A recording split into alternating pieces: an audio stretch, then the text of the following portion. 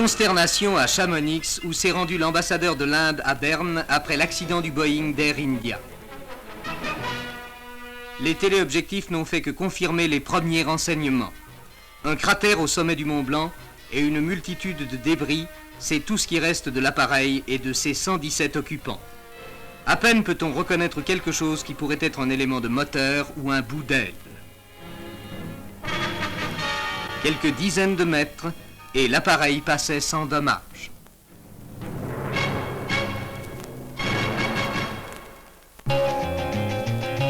À l'extrémité de la chaîne qui fonctionne depuis 1961, on a vissé le dernier boulon de la millionième Renault 4.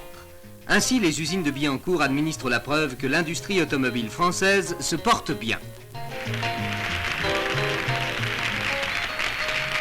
L'événement a été salué comme il convenait par les ouvriers et la voiture vedette a fait une sortie fracassante. Les premières Renault 4 avaient fait leur apparition il y a tout juste 4 ans et 4 mois.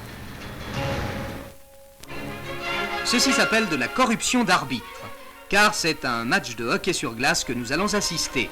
Un match livré à Moscou avec tout le sérieux requis et par des spécialistes.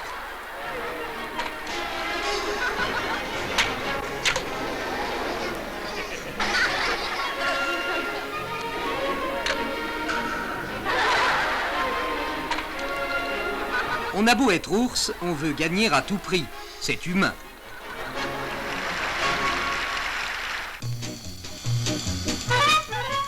Après l'Allemagne, la Suisse et l'Autriche, Megève et la France ont accueilli Jean-Claude Killy et les vedettes internationales du Grand Cirque Blanc, venus participer à la Coupe Émile Allais. Une occasion pour Killy de bondir vers une nouvelle victoire, en dépit du rythme forcené d'une saison qui l'aura obligé à disputer 8 courses en 9 jours. Malgré sa fatigue, Killy sera le meilleur de ce slalom géant, comportant pour la première fois 2 manches. Et c'est d'une façon diabolique qu'il va se jouer des difficultés de ce tracé de 2200 mètres.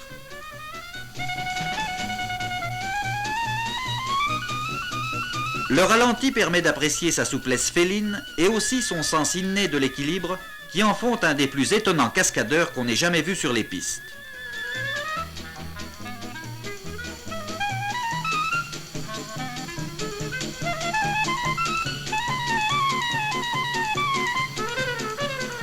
Battu par le Suisse Tischhauser dans la première manche, Killy trouvera suffisamment de ressources pour enlever la deuxième et souffler d'un rien, d'un centième de seconde, la première place à son compatriote et ami Georges Mauduit.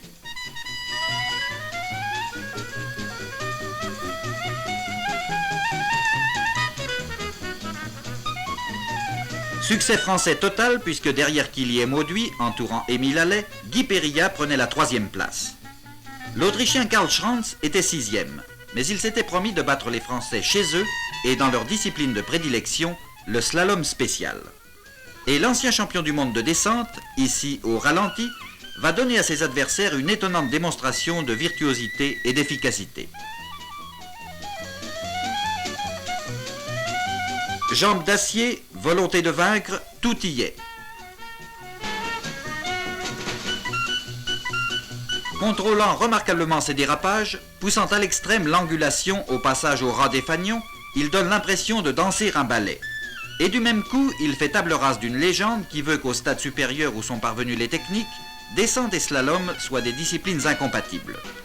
Premier des 2 grandes descentes de la saison, Schranz avec panache triomphe des Français en slalom sur leur propre piste, aux Français maintenant de prouver qu'ils savent aussi remporter des descentes.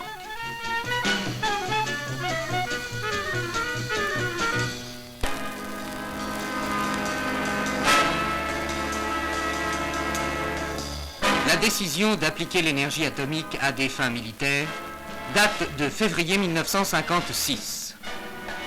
Aujourd'hui, les forces aériennes stratégiques françaises sont une réalité. Cet appareil est l'un des 35 Mirage 4 actuellement en service de cette force. Une ligne racée, capable de voler à plus de 2 fois la vitesse du son, doté de dispositifs destinés à brouiller les radars adverses, il est le Vecteur, le transporteur de la bombe atomique française.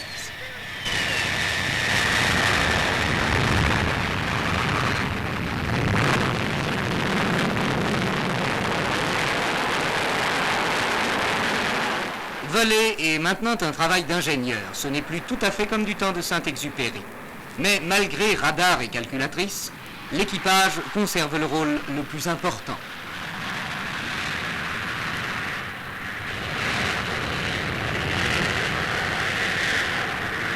Pour augmenter le rayon d'action du Mirage 4, il y a possibilité de le ravitailler en vol. À 15 000 mètres d'altitude et à 1000 km à l'heure, il s'agit d'amener le nez de l'appareil dans l'entonnoir de l'avion-citerne. La flexibilité du tuyau est réduite et le pilote ne dispose que d'une quarantaine de centimètres de marge, à 1000 km à l'heure. Cette opération délicate est répétée jusqu'à parvenir à une sorte d'automatisme. Après cette transfusion, le bombardier aura suffisamment de kérosène pour continuer sa mission et revenir à sa base.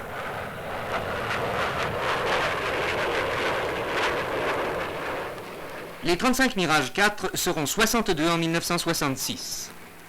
À son arrivée, chaque appareil est pris en charge par les mécaniciens et les électroniciens.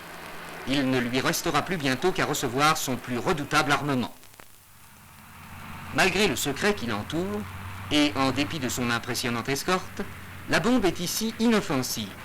Un accident est rigoureusement impossible, tant au sol qu'en vol. Même si elle était larguée accidentellement, la bombe ne pourrait exploser. Sur chaque appareil, elle est verrouillée électroniquement et c'est seulement un ordre gouvernemental qui pourrait techniquement rendre à l'engin sa terrifiante efficacité. Instrument d'une politique de dissuasion, les forces aériennes stratégiques doivent se prémunir au maximum contre une agression brutale éventuelle. Déceler la menace et l'évaluer, c'est le rôle de la défense aérienne qui surveille jour et nuit l'espace aérien du territoire. Rien ne lui échappe. Tout appareil, tout engin non identifié est immédiatement pris dans le faisceau des radars. Altitude, vitesse, trajectoire sont précisées et les calculatrices déterminent instantanément les paramètres de la meilleure interception.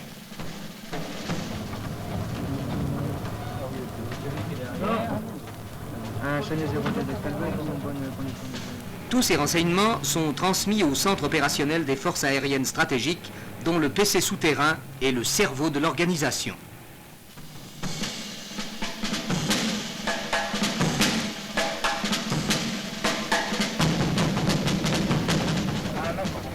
Selon les éléments qui lui sont fournis, le commandement des forces aériennes stratégiques détermine le degré d'alerte des équipages.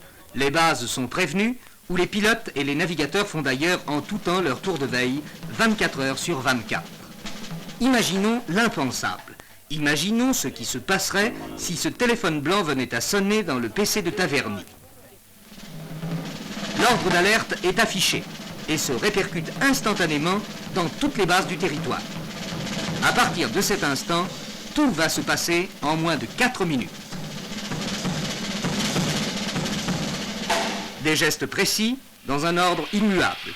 Chacun, à quelque place qu'il soit, connaît parfaitement son rôle.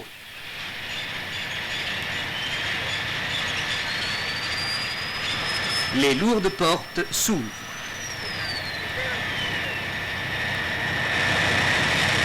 Et les appareils roulent déjà sur la piste, et de là, vers leur destin. Ainsi s'entraîne notre armée de l'air. Elle est prête pour une riposte qu'elle espère n'avoir jamais à faire, car le propre d'une force de dissuasion est précisément d'être assez forte pour inspirer le respect. Elle est la prime d'assurance sur la vie de la nation.